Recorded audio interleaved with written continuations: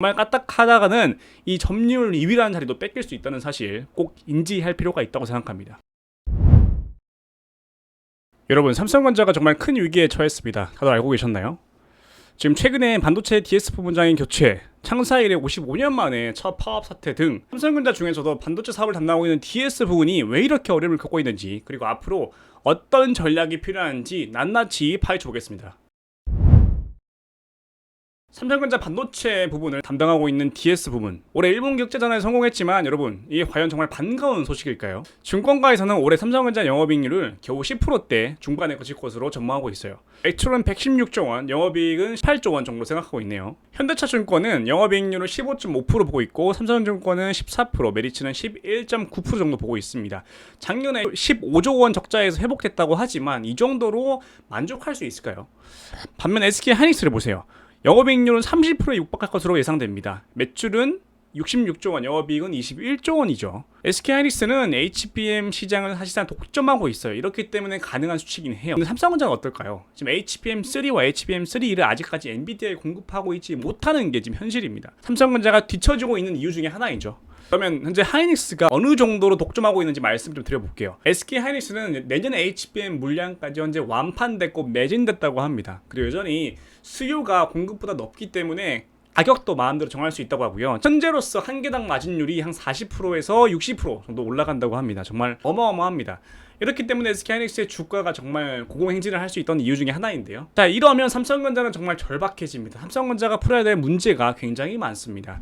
지금 이렇게 디램 매출 비중 중에서 날이 갈수록 HBM 매출이 늘어나고 있는 상황 속에서 삼성전자가 정말 이대로 가다가는 정말 큰일 날 수 있습니다. AI 메모리 시장에 살아남기 위해서는 정말 하루빨리 고부가 메모리 제품을 확대해야 되고 납품을 해야 돼요. 지금 마이크로소프트랑 아마존 등 빅테크 기업들이 AI 메모리에 투자를 확대하고 있는 상황 속에서 정말 까딱하다가는 이 점유율 2위라는 자리도 뺏길 수 있다는 사실 꼭 인지할 필요가 있다고 생각합니다. 자, 그럼 앞으로 삼성전자의 과제는 무엇일까요? 타임라인을 볼게요.